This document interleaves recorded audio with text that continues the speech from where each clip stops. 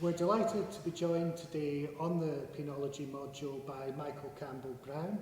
Michael's an avid tweeter, and you'll find that you can follow his stream on @thetartancon. Michael's coming with two areas of expertise, which we'll be discussing in this interview. First of all, Michael is a former prisoner, and he now works extensively in the prison estate, and we'll explore some of the roles which he takes part in. I should just make clear that we are doing this interview socially distanced under the government regulations. So perhaps, Michael, I could start with a fairly general question. Would you be willing to say something about your offence? Yes, absolutely. It was an offence. I was found guilty of an act of theft, an act of perversion of the course of justice, and the act of false accounting. I was also, earlier on in the same case, found guilty of an act of perjury. So I was sentenced to the maximum allowed under law of theft for 6 years, and I was, on top of that, was the perverting the course of justice for another year, so that was 7 years, and 2 years for the act of perjury. So I think I'm fairly close to Jeffrey Archer in getting the maximum that anybody's had for perjury. So the total custodial time was actually 8.5 years. So I spent just over 4 years in prison. And you were expecting a custodial sentence? Regrettably so, yes. Yeah, there was hardly any way that I was not going to get a custodial sentence for that. I was charged with other things at trial, but I was found not guilty of those. So that was an act of fraud or obtaining property by deception, to call it its real phrase. But I was found not guilty of that. But there's no way I wasn't going to go to jail. So I knew I was facing a custodial sentence. First time I'd ever been to jail. Luckily enough. When you sort of committed the acts that led to the criminal charges, I mean, were you conscious of the idea that you might go to prison if you were caught and convicted? No, that's a really good question, and I probably need a couch for that to lie down and talk to somebody about it, and 14 psychologists. No, I was living a really weird and untrue life within myself. Right. So I felt I was like Teflon. Okay. Nothing would stick to me. So I was just signing a piece of paper.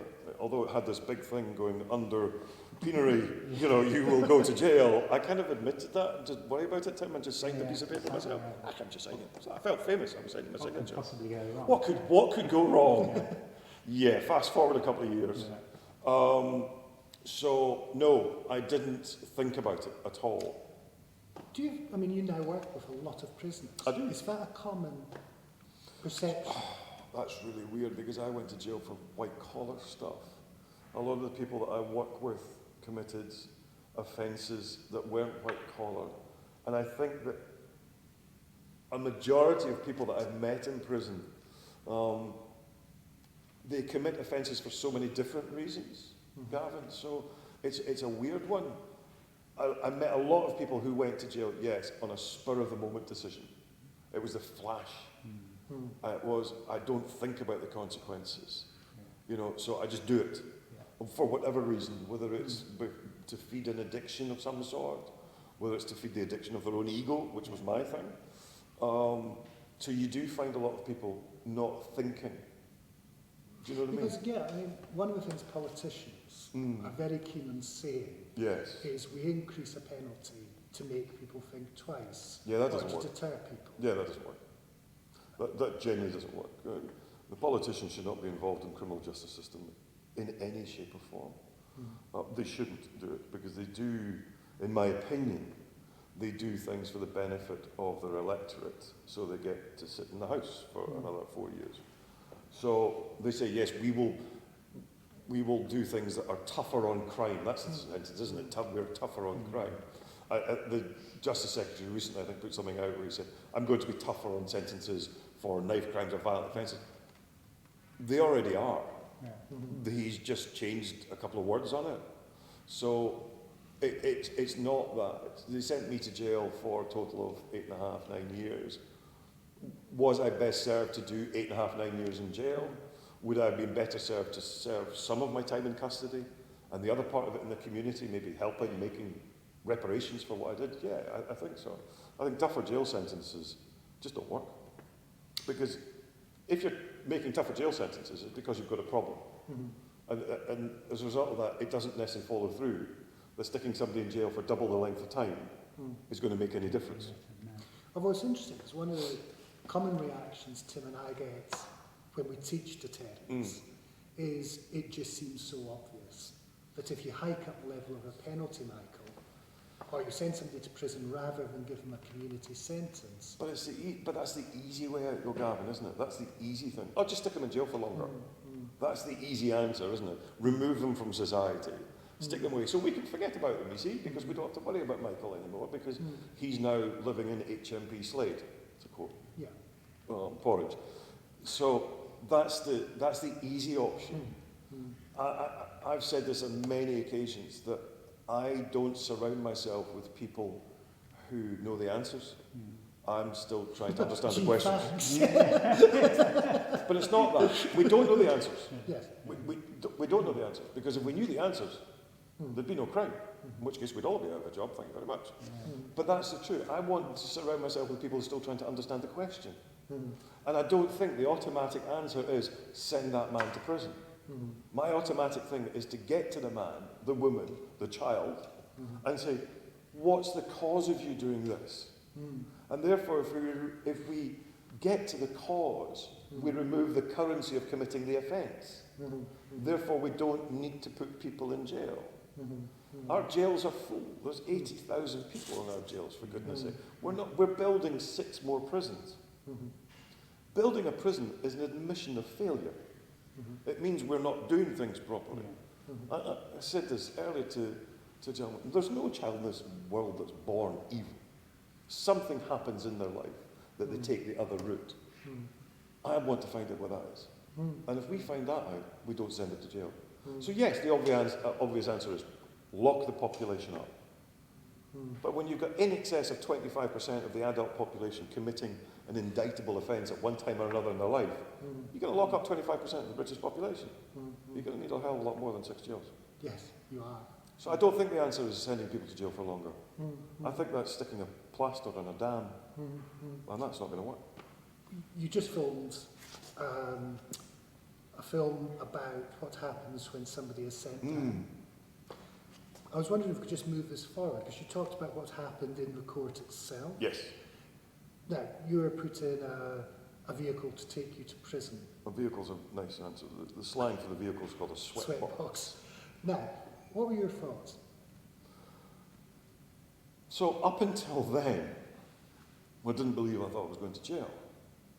Yeah, because I was going to go back even further than that. So, yes, at what point did jail? It was a really weird thing for me, Tim. So my case was a bit more unique. So I was extradited from Spain into the United Kingdom. So my first impression of a jail was in Madrid, in a jail called Soto Real in Madrid. So I was under an extradition thing. So I was in custody, but I thought, okay, so the minute I get to England, I'll be bailed. I'll be fine. I will be at my flat, and I'll be fine. And this will just be, the ostrich thing. I'll just stick my head in the sand, and maybe it'll all go away. I then went to Bow Street Magistrates Court, which is now closed. It wasn't me that closed it, by the way. Although I should have. And I was standing in that cell inside the Magistrates Court, much like the one that we filmed earlier on. We didn't film inside the cell, but it was that sort of area. Thinking, oh God. And that's where the fear starts. And that's where the crying starts. And that is the fear of the unknown. But I still thought, well, maybe the magistrate will be all right, and they'll release me and put me on bail. And then I'm thinking, how do I get out of this? That's the whole thing. I'm thinking, okay, how do I get out of this? I've got to be able to get out of it. How do I get out of it? And then the magistrate says, remand him to the Crown Court. And then you get in the sweat box, or transport, if you will. Let me go with sweat box.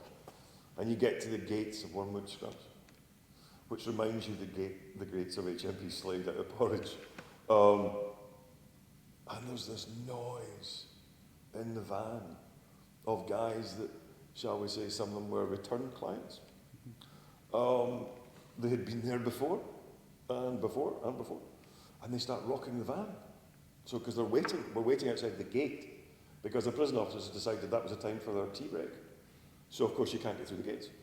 And you've got with you at this stage just the clothes you were wearing for the course Yeah, that's it. appearance. Yeah, that's it. Nothing else. Nothing else. My valuables have been taken off me, as I said in that little clip we did earlier.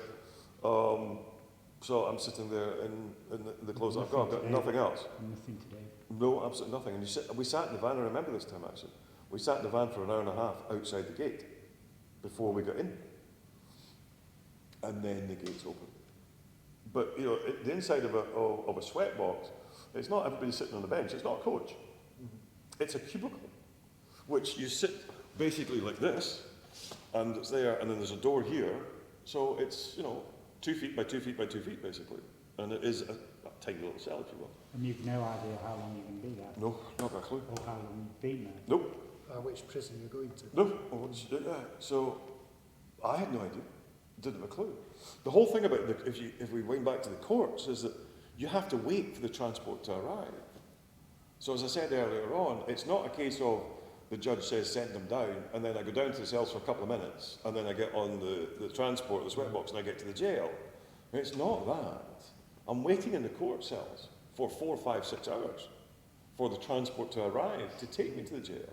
And if you're in London, where I was, the jails are an hour and a half away, although they're still in London. So it's not a case of coming from here to Leicester Prison 5 minutes away, which you could actually just put the guy in handcuffs and walk across the street. It's not that. And then you get into the jail, and that's when it hits you, Gavin. To answer your question, Yes, go on. that's when it hits you. So, talk me through it. Right. You get off the bus, sweatbox, transport, whatever you want to call it. You are handcuffed, first of all. As you come off the bus, you're handcuffed. And that is, being handcuffed is not a pleasurable thing. That is, you're in custody. And I don't actually see the need for it. That's something that I would rally against, is you don't need to handcuff a prisoner if you're walking him off a bus into a prison, because you're already in the prison grounds. Unless I've got a pole vault, I ain't jumping over the wall. And I don't do razor wire, so it tears up your clothes. So there's no need to handcuff me. That is another humiliation thing. Yeah. That's another, you are a prisoner, don't you forget it. It's the oppression stuff. And you get in, and they open the door, and there's this noise. Everything echoes in prisons. It's all brick walls. So everything echoes. There's this noise. There's the stark lights. There's the disgusting walls. There's the stench. So a bit dramatic for me would be to say it's the stench of despair that emanates the minute you open a door in prison. And there's just this bunch of people who you don't know. And you're petrified. You're absolutely petrified. Because we've all watched Midnight Express. If we've had a laugh, we've watched Porridge. We've watched TV programmes that never show a true prison. We've watched TV programmes that people do, that certain stars that used to be in EastEnders come out and do programmes on prisons, and it's just not what a prison looks like. And that's it. You're no longer Michael Campbell Brown. You're no longer Gavin Dingwall. You are prisoner X. So you're processed. Process means they check your warrants, so there has to be a warrant for committal. So your warrant is checked to make sure that it is you and all that sort of stuff, and all the paperwork's correct. If it's not you, you're very unlucky. And you're just put in a room and you're told, okay, I'll come back and get you, but come back and get me for what? What do I do? Because all I want to do is phone my family. I want to phone my wife. I want to lie to her on the phone and say, I'm okay. And I'm not okay. And I don't want a prison officer to say to me, it's okay. Because it seriously isn't. Something has gone wrong in my life to get me here. It's not okay. So, in my current work, I rally against jails putting signs outside their gate that says, welcome to HMP so-and-so. Because seriously, don't welcome me to your jail, because I don't want to be there. Oh, seriously, don't welcome me. So, you then get told, okay, you have to do this. But you go through the most inhumane and degrading thing ever, which is a strip search. Now, Her Majesty's Inspector of Prisons rallies against strip searches. I understand the reason why they do strip searches, because it's to make sure you have no contraband coming in. There's no mobile phones, there's no drugs and all that sort of stuff. But that doesn't take away from the fact that it is degrading and dehumanising. And I will say there are some officers who generally carry it out with as much respect as you can. It can't be respectful for the nature of it. It's invasive. And that's when you go, okay, this is serious now. If you're lucky, they'll get you to be able to phone your family. Again, a thing I do in my work now is to ensure that family contact is the most important thing. I want to be, because I've been sent to jail. Well, what the judge hasn't realised is he sent my wife to jail as well. And if I had children, he sent them to jail. The families, I think, go through actually so much more than a prisoner goes through. Okay. And that's always in our mind. Prisoners lie constantly to their loved ones. It's fine, I'm okay. I'm all right, I'm okay. And we're not. So you get processed, and that, Gavin, that can take 4 hours, 5 hours. So think about it. I've been sent down by the judge at 10 o'clock in the morning. Right. By the time I'm finished with all this, and I get to my cell for the evening, it's the best part of 12 hours.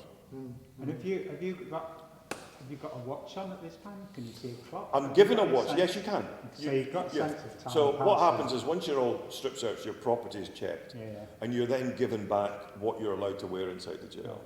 So I wouldn't be allowed to wear black trousers. So they would take those off me.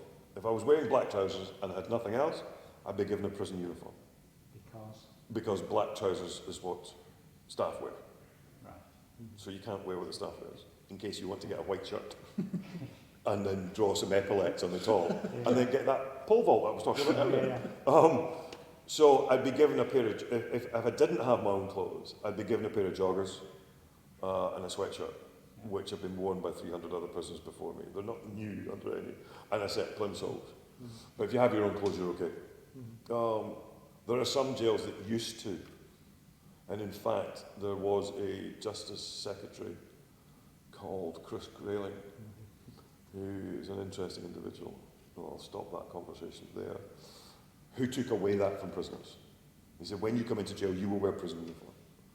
And that, to me, again, is dehumanising somebody.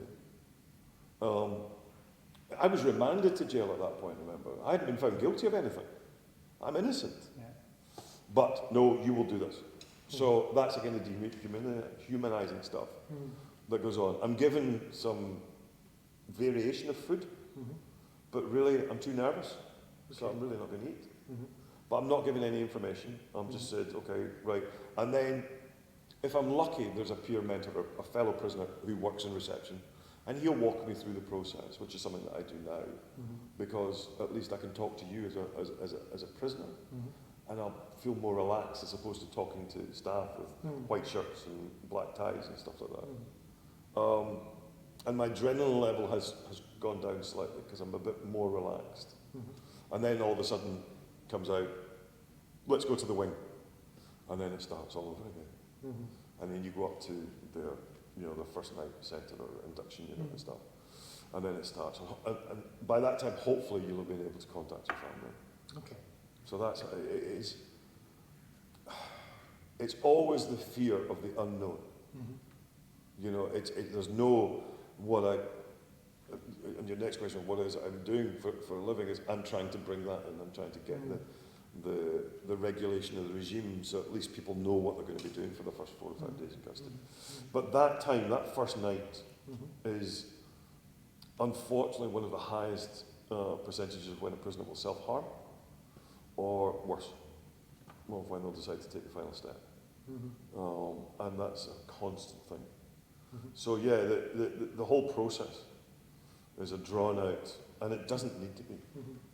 So when you now talk to somebody who's basically going to the wing, what do you say to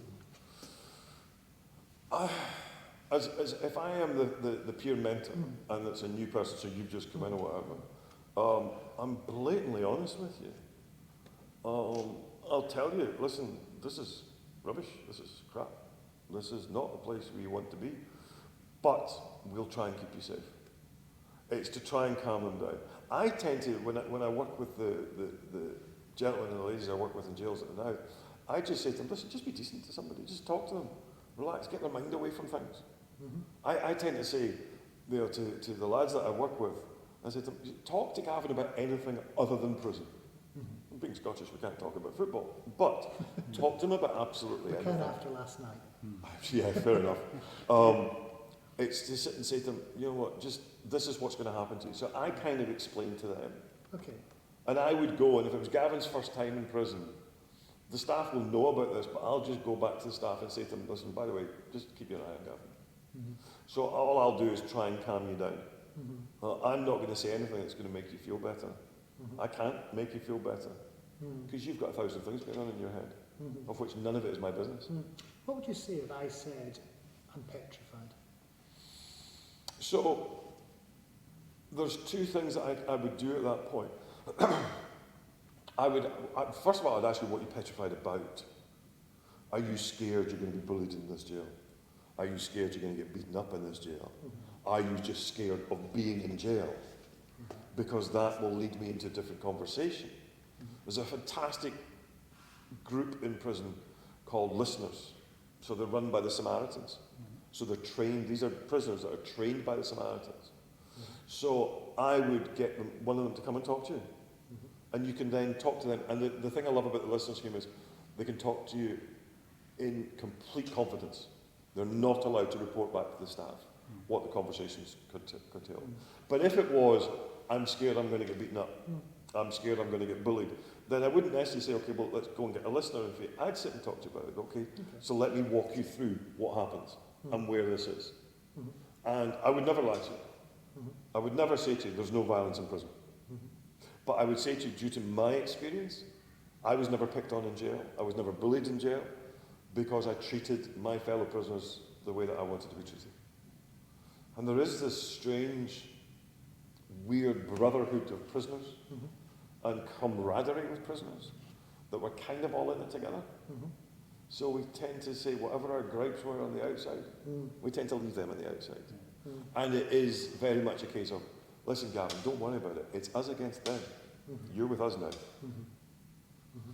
That's the way that I would deal with it. It was, again, I would never lie to you, but I would set the record straight, because all you've seen are these TV programs. Of the cacophony of noise and the keys and the beating up and you know, and people like that. And I would say to you, no. Yes, that happens. But the way you see it in the media and the television is that it looks like it happens every minute of every single day. What was it like as a white-collar criminal? Hysterically funny, no. So there's a strange thing. Now, because I started my time in custody in 2006, so 14 years ago, you never asked a prisoner what he did. Right. You never asked them what you're in for. My answer, which I gave this morning, is what did you get done for? I got caught.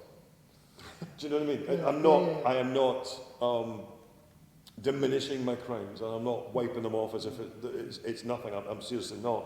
It's maybe a psychological thing with me of how I deal with it. I'm not diminishing them at all. But there's a very strange thing where you don't tend to. If it's offered, you take it. But you don't tend to. But the way somebody presents himself in jail is slightly different. But I never found that. So I never got you're only in here for white collar stuff. You're not a serious criminal. Yeah. No, that's not really, no. You didn't burgle somebody, you didn't rob somebody, you're not in for GBH. I don't treat somebody differently who's in for tax evasion than somebody who's in for GBH. As prisoners, I don't differentiate. We're all prisoners. And that was your experience? Certainly was my experience. I'm not saying it doesn't happen, but I was in a total of 8 jails, and I never saw it in any other jail. So, no, I don't think everybody looks at it differently. One thing which I always find fascinating when you read inspection reports is just the sheer variety of conditions in different prisons. And almost a sense of fairness here, that if you are taken to prison A, your experience is just very different from perhaps being taken to another prison. Yes. There's a strange thing about that.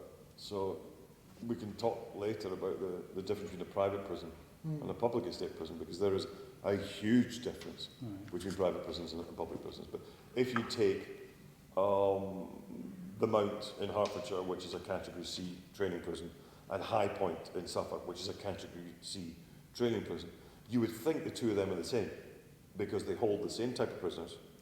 They should be doing the same type of thing. They're chalk and cheese. And that's something that I try and fight against because I like continuity. Yes. So if I'm allowed X amount of stuff in my property in this jail and I move across the line to another jail which is the same, I should be allowed the same. I'm not. And what determines? The governor. It's down. There's a national standard called the Incentives and Earned Privileges Scheme, which is a horrendous thing. It's a carrot and stick thing. It's disgusting. That says you're allowed X, Y, and Z. And that's the national standard, but the governors of each jail can add on or take away from. And that's fine, because I'm not knocking the governors for this, because they think what they're doing is the right thing for their prisoners at the time. And what impression, I mean, what basis do you think they make that decision? I mean, what governor gets up and think, oh, my prisoners need this, so need there that. is quite good prisons that have prisoner councils. Right.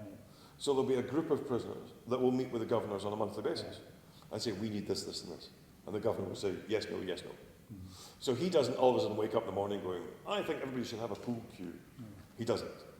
He'll say, I think everybody should have this. And then if he's a good governor, which there are a heck of a number of good governors, he'll go back to his prisoners and say, what do you think about this?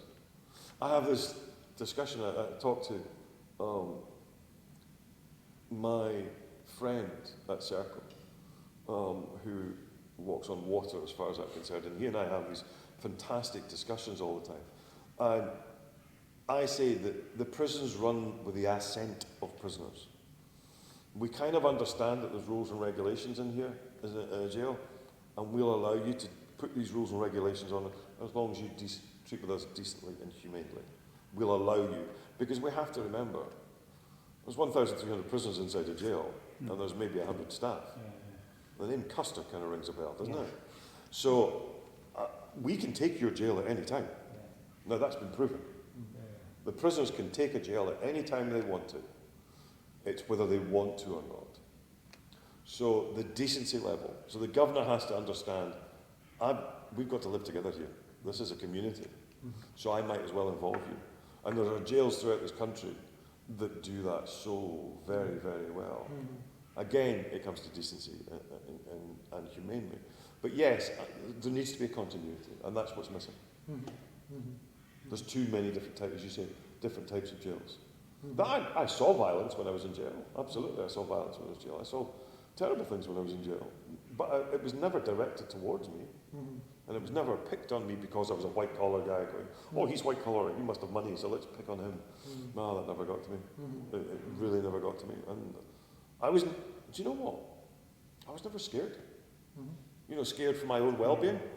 I was scared because I was in jail, but I was never scared for my that's very reassuring. You know, for my. I was never scared that I was going to get beaten up or anything like that. So I wasn't scared for my well-being. No, that never even entered my mind. That's the thing. I mean, in prison inspection, it's the need for prisoners to feel safe. So presumably you're saying you feel safe? Yes, I did. That's the thing, though. That's what jails are supposed to do.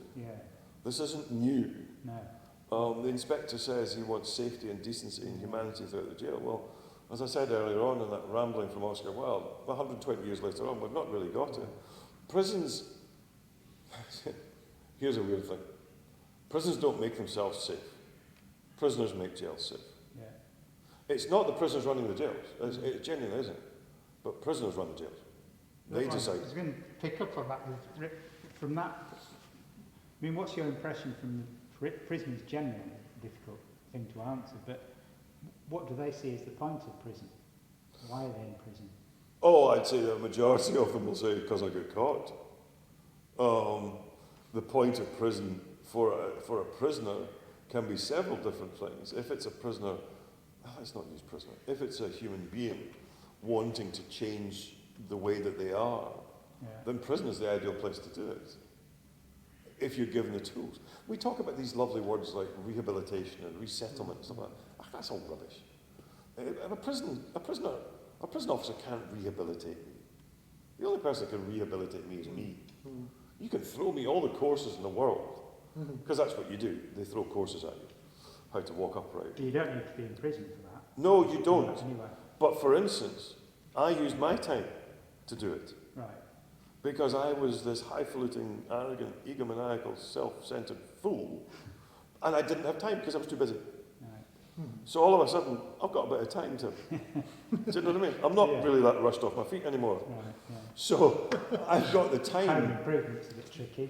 But Well, I tried that, got done for a skate. No, I didn't. It was a joke, stop. It was a joke. Yes, but I'm going to wallpaper my room. That's what prisoners do, by the way, because you watch television for 24 hours a day. So you leave prison as an expert on redecoration, buying things at auction, and how to buy and sell a house, because that's all that's on TV during the day. I left prison with nothing, but I can buy and sell a house with no problem. But I used that time to, you know what, to change, to realise that I was on a really slippery slope to self-destruction. And if there was, you know, more than 7 deadly sins, I had every single one of them.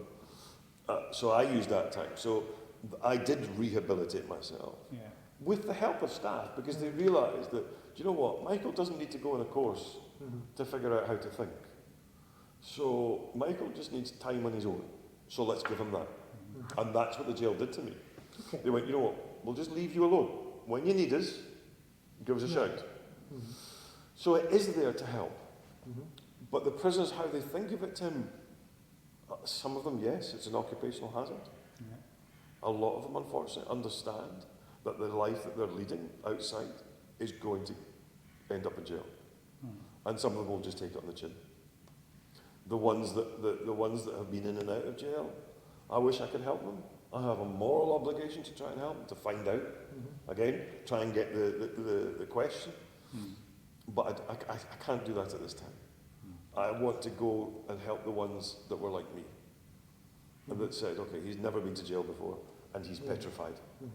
And I want to try and make sure that he doesn't leave the jail in a body bag. It is as brutal as that.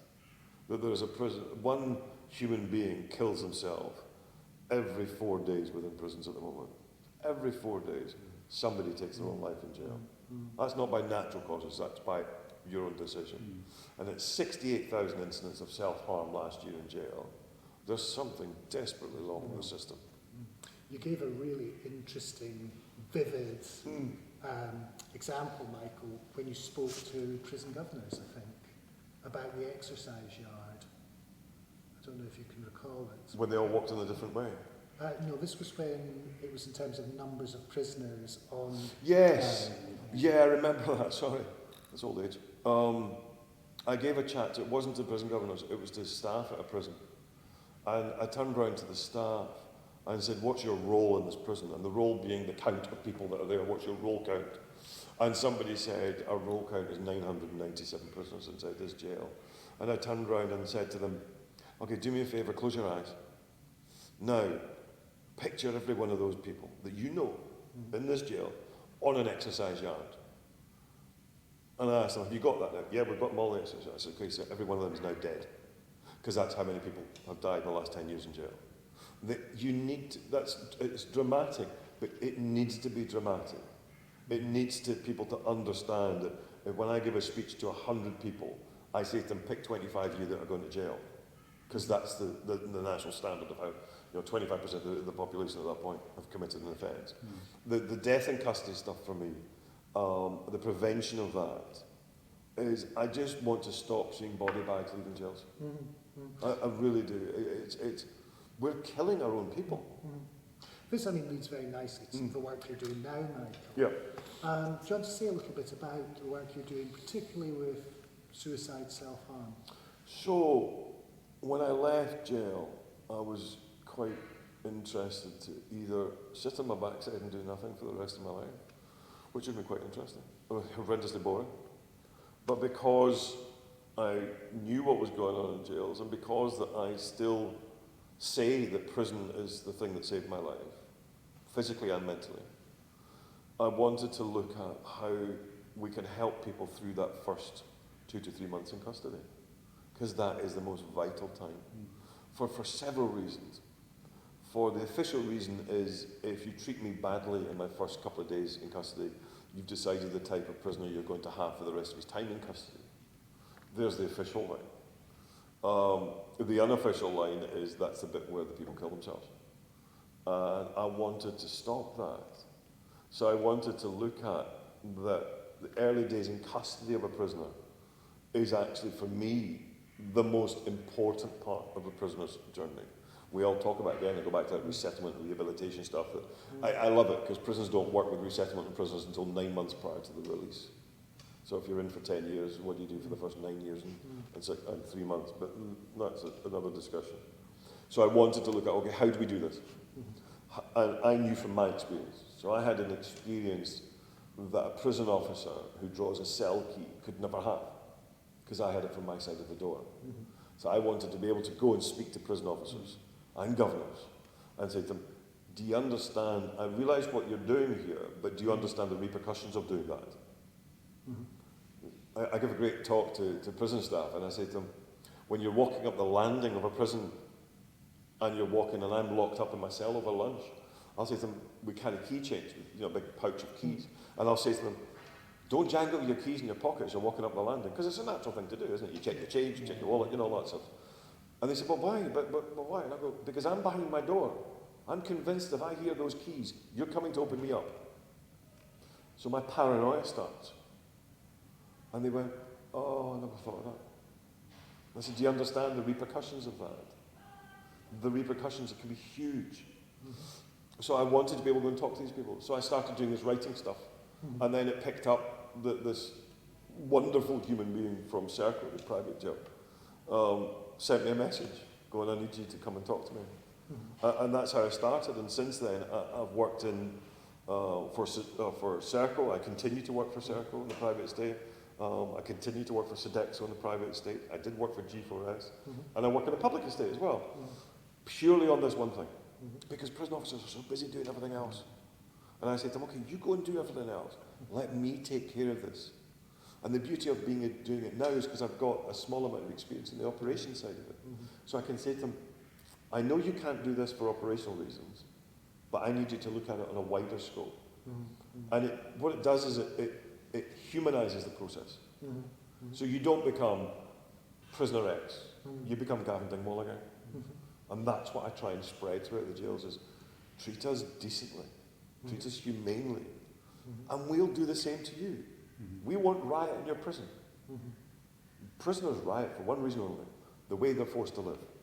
That's why prisoners as a group will riot. Look at any riot. Excuse me, look at Strangeways. Recently, look at Birmingham. Look at the Mount, unfortunately, my old prison. The reason why these prisons went up was because of the way these people were being forced to live. So I come into the jails and I get hold of my fellow prisoners and I say to them, you can forget the lanyard and the keychain. But the weirdest thing for me is, by the way, to carry keys in a jail. It's like crossing to the dark side. However, I'll say forget all that because I've been where you are.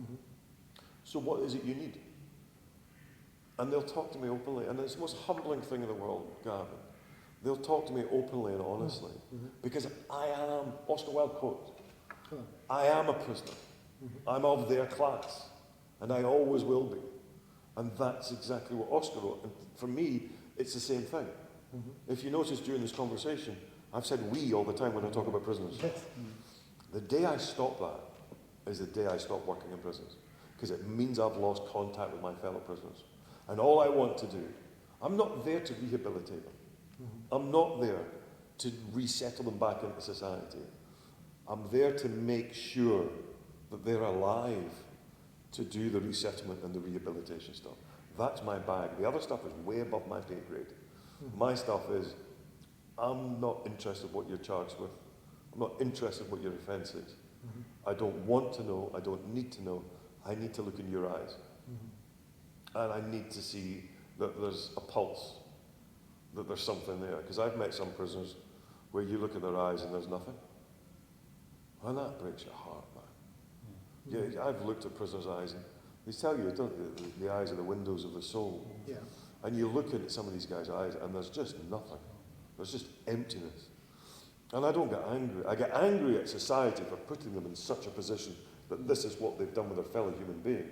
But my heart bleeds for these people. And when they smile when I leave, that's wonderful. I can sit and talk to them for hours about nothing. The most humbling thing for me was one day I was working in a jail. And I didn't draw keys at that time, and so you get what's called an escort, so you get escorted around the jail. And I remember going into this jail and I said to the escort was open, I said, it's okay, you can leave me here till like 1 o'clock, come back and get me at 1 o'clock. It was a couple of hours away. I just said, Michael, will you be okay here on your own? And 2 of these lads turned round and said, Miss, if there's anybody more safe in this jail, we'd like to know who it is. And that made me smile. And that made me laugh. And I get to sit with these guys and take the mickey out of them, and they take the mickey out of me, and they feel safe for a few minutes. And I say to them, will you do this for me while I'm away, please? And they'll do it. I do what I do for a living, and I'm blessed. I said to you earlier, I left jail when I was 50 years of age. It took me 50 years to find my vocation in life. And I just wouldn't do anything else now. It's a blessing. Can we do a little sort of think about what would make a sort of better prison system? Because I know you're somebody that believes we do need prisons. Yeah, I'm not an abolitionist. Right. If I was, then I wouldn't have changed. So I believe there is a need for prison. I believe there's a need to look at a system of who we imprison in this country. I think there is people in jail that should not be in prison.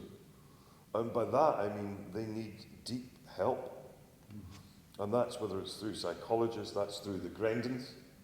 Dovegate has a therapeutic community. To make a better criminal justice system, we need an uprising. To want a better word, long live the revolution.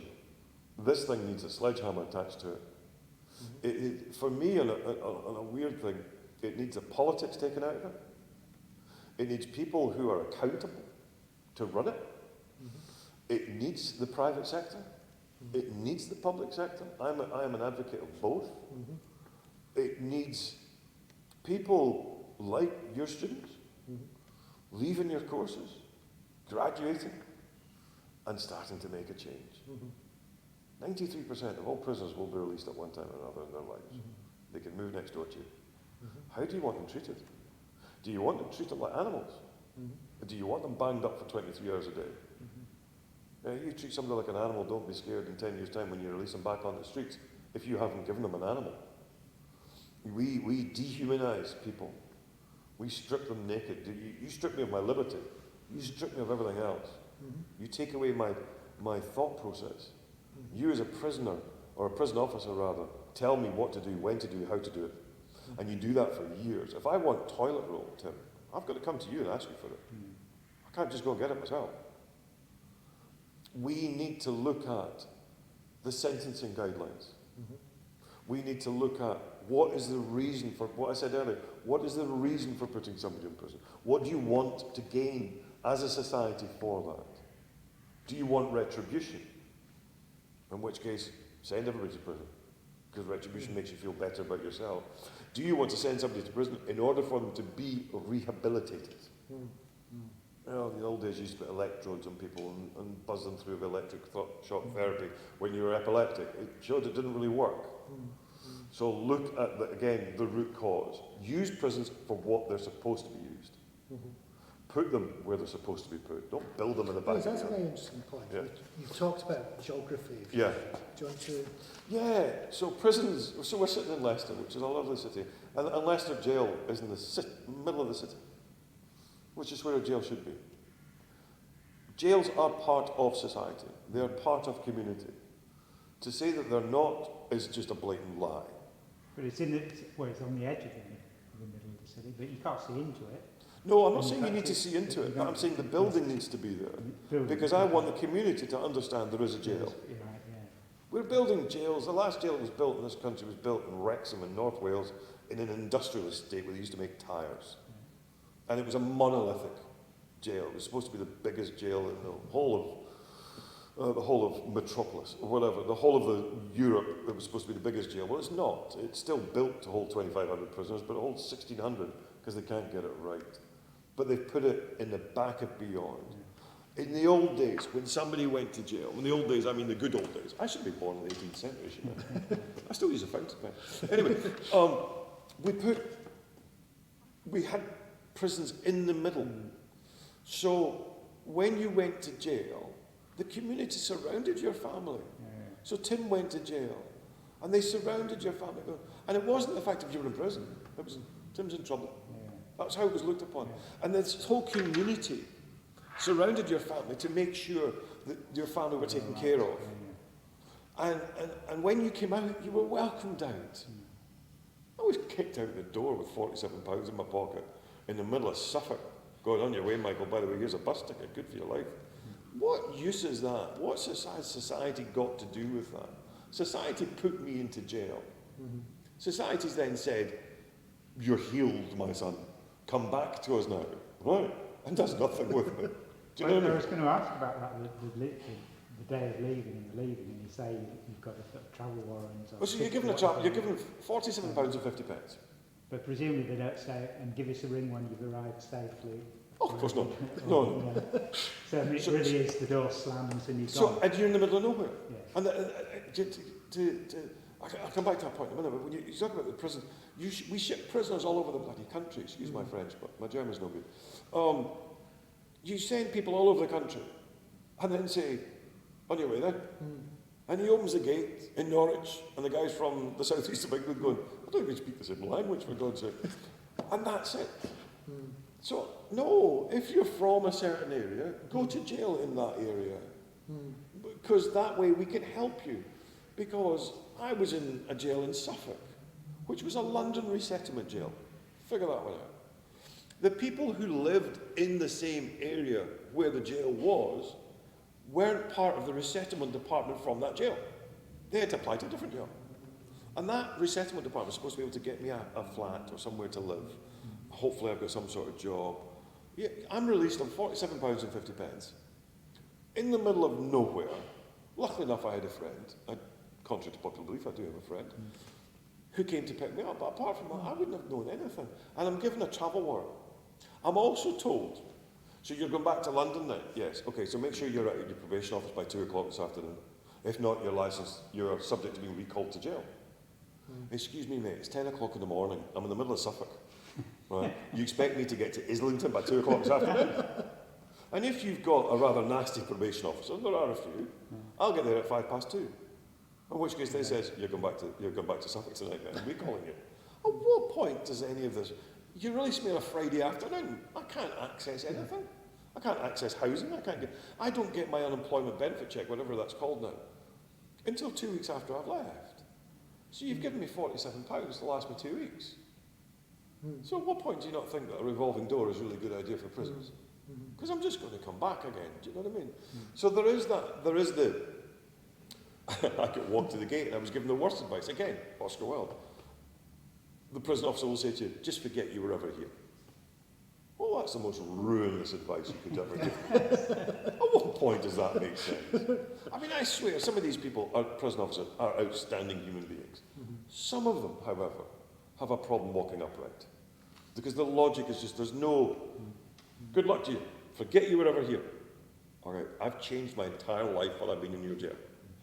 I have realised, the idiot that I was, that I have torn off that skin, stuck it in the bin, and become a better human being, and now you're just telling me to forget everything. Oh yeah, sorry, I never thought about that. Well, you know, not thinking is what probably drove me to jail in the first place. It's that type of just churn them, because it's so in America, you go to America, it's great. They say, you know, you say thank you, they go, you're welcome, have a nice day. It's automatic, isn't it? It's automatic. You want to say to these people, I've got smallpox, you're welcome, have a nice day. Do you know what I mean? Because it's an automatic thing that comes out. That's what comes out of some prison officers. Just forget you were ever here. You're one of the good ones, Michael. Don't you worry about it. It was just a mistake in your life. It was not just a mistake in my life. It was a monumental screw-up in my life. And so we tend to forget that it's prisoners. It's human beings. At what point do I stop becoming a prisoner? And do I become a human being? Well, I say I've always been a human being. Mm-hmm. There's just been a bit of a time in my life where I was a prisoner, Mm-hmm. but I was still a human being at the same time. And it's that lack of empathy and lack of care. And that sounds like I'm decrying the prison officers and the prison estate. I'm genuinely not. Mm-hmm. I breathe because a prison officer saved my life. He stopped me from killing myself. So you will never find a stronger supporter of prison officers than me. Mm-hmm. But also, for anybody who reads the Tartan Con on Twitter will understand that you won't find a bigger detractor from prison staff and bureaucracy and red tape. And that's the problem that I have with prisons, is they are bound by so many rules and regulations that don't make any sense. Mm-hmm. A good prison governor will say to you this: if it's not in the rule book, it means I can do it. A bad prison governor will say to you, if it's not in the rule book, it means I can't do it. There's a difference. Innovation, being proactive as opposed to being reactive. And too many of our jails these days are reactive. And that's why I kind of split my time between the private and the public estate. Well, one of the things we were going to talk about as well, Michael, is, as you know, some people are very critical of us having a private I'm shocked. prison estate. Shocked and They stunned. don't like this idea of people profiting from incarceration. Now, you've worked and continue to work in a private estate. How would you answer that? First of all, I'm going to go and put a tam o'shanter in my head, and the Tartan Con will come out on me. Utter tripe is my answer to that. Rubbish. Show me, out of the 16 private jails in England and Wales, the ones that actually make money as a profit. And I'll show you maybe 2 or 3 of them, and that'll be it. All prisons that have workshops in them will make money, whether it's private estate or public estate. So that doesn't work on the argument. In the private estate, so I look at specifically Sodexo and Circle, excuse me, because that's the ones that I work with. I worked for G4S a couple of years ago, and I didn't end up in the best planet in the world, so let's just work with Sodexo and Circle.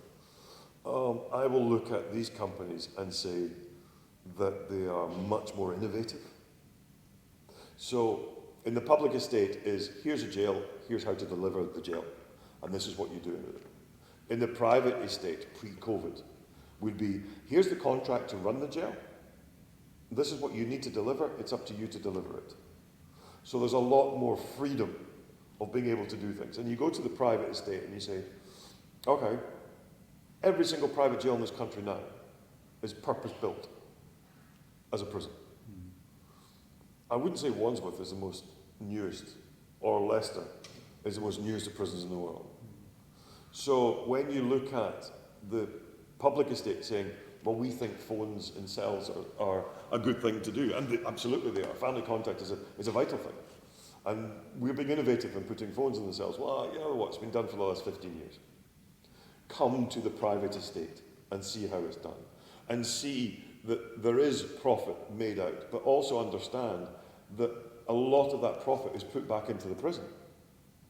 They have things called common good funds inside the private jails, which is basically, this is some money that we've made, and we're going to put it aside. And here's the cool thing. We can't spend it without your permission. We have to go to the controller of the jail, who is a public official, who's like a monitor of the private estate. And they have to approve it. And say, okay, I understand this is for the prisoner's benefit. Look at that they are more modern. So they have in-cell technology, or technology on the wings. They have showers inside the cells. They have telephones inside the cells. The answer I can give to you, and I understand the public's argument with it, and I said earlier that I am pro-public and pro-private. I think you need both. I don't think the entire country should have private jails. I don't think 116 jails in this country should be private, because one kind of works off the other. But the only real answer I can give to this, Gavin, is go and get me 5 prisoners right now and ask them. Ask them if they'd like to go, if they're in a public jail, mate, you're going to go to a private jail. Ask them what they want. Because there's more innovation, there's more courses to be able to do, there's less lockup, we understand that.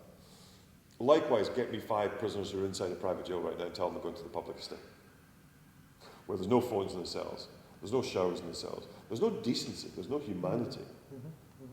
lock me up and put me in a shower block with 20 other people. Midnight Express, thank you very much. No, I don't need that. So I understand the argument, but it isn't an argument for me. I took somebody to a private prison in London a few years ago. She's known to be vehemently against the private estate. And all the way through was, I didn't realise you did this. I didn't realise you did that. Because they thought it was prison for profit. I don't know what the investors in Serco are looking for in a return on their money. I don't know what the investors in Sodexo are looking at. And I don't know what the things in G4S are looking at. But I think you have to look at the level of violence inside a private jail. A lot less than it is in the public. My counterpart in the Prison Officers Union, Prison Officers Association, tried to pull the wool over people's eyes recently when he said private jails are a lot more violent than public jails. I asked your students to go on and look at the government website, and you'll see that there's not one private jail that scores below a level 3 inside the violence estates, and it goes 4, 3, 2, 1. So 1 being the worst, 2 hell, 3 okay, 4 fantastic. There isn't one private jail in this country that goes below a 3. That kind of speaks for itself, Gavin, doesn't it? It doesn't take somebody from me to come out and shout and scream about it. What annoys me is the argument, that argument, and it never gets discussed. It never says, okay, let's look at this. All of the stuff you look at, whether it's HMPPS or whether it's the Ministry of Justice, when they release information about jails, they don't talk about the private sector, which is just wrong, because you can learn from each other. There's some private jails, well, I'll go to going, you should go and look at a public jail, because this is what they do, and they do it really well. And there isn't, Tim, there's not that. You know, there's no co-joining stuff. So I have worked now in every single private jail in the country, and I continue to work for Serco, and I continue to work for Sodexo, and both the people that run these companies are much more innovative. They kind of looked at me and went, yeah, okay, I get you now. Go do what you need to do. I got told once by the gentleman I work for in Sodexo, saying, I've employed you very simply. I've employed you to challenge us. And that's got to be the most welcoming thing in the world. I wouldn't necessarily get that with an HMPPS. You are paid to challenge me. You need to make me think. I don't get that from him. So. Actually, you're right. and by God, do I challenge him? I do. And the day I stop, I'm of no use to him. With Serco, I once get told I get employed by them to be their moral compass. Right. Because this pseudonym of mine, it kind of works. I will never talk publicly about the work that I do inside a specific jail, because that's not right. If it's in the public domain, it's free for me. So for the moral compass side of it, I have no problem phoning up the head of Serco and going, you're doing this wrongly. Because what do I have to lose? That's the thing about being independent. Yes. So it is an interesting discussion. But you've got 6 new jails being built in this country now, in the next 6 years. 5 of them will be private jails. 1 of them will be public. Wellingborough is the next one that's opening. That's going to be private. Glenparva, which is new here, is going to be private. So that kind of says something as well. It's not all about money. Serco, Serco are interesting. They will do things that are not always to the benefit of their shareholders, but are to the benefit of the individual in their custody. That's got to be welcome, isn't it? I think just a nice question to sort of wrap up the discussion. You've very kindly come up today, you've made films for us today, and obviously we're talking about making more, and you're very keen to engage with the students on the module. Absolutely. As a sort of parting shot today to this discussion, what would you like the students to get out of it, Michael? Discussion. The fact that I am an ex-prisoner. I'm not ashamed of being an ex-prisoner. To go back to earlier on, the same as Oscar Wilde. If I'm ashamed of being in prison, I've never learnt by it. So to realise that we walk amongst you. Do you know that? You don't know who you're talking to. Be mindful of that. You don't know. I'm not 7 feet tall with one eye in the middle of my forehead and drooling outside. Well, I drool at the side anyway, but that's a different story. I'm not that. We are... You're going to learn as a student about the terminology. You're going to learn of people with lived experience. That's one that you use for ex-prisoners. I hate that with a vengeance. A baby who's born 5 minutes ago has now got lived experience, for God's sake. You hear about service users. Oh, be quiet. I'm an ex-prisoner. It's what I am. I'm not ashamed of it. I'll tell anybody I am, because I'm proud of the change that I've made. It is a bit of pride for me. I want them to take away with it going, I said this to you, didn't I? Who was that bearded git talking at us for 20 minutes, talking about prison? Who the hell does he know? I know no more than you do. I just know a different side of it. And I want them to have a discussion. And I want them to email you and talk to you and ask me questions. I'll tell you what it's like from my side of the door, but I'll also show you what utopia can be. And how the students can start making a change. That it's not just about going into legal profession. It's not just about going into being a prison officer. It's not that. That as just a community person, you can make the change. And that's what I want them to take away from it. And maybe a couple of giggles along the way. That's superb. Michael, thank you very much indeed. It's a pleasure. It's a pleasure.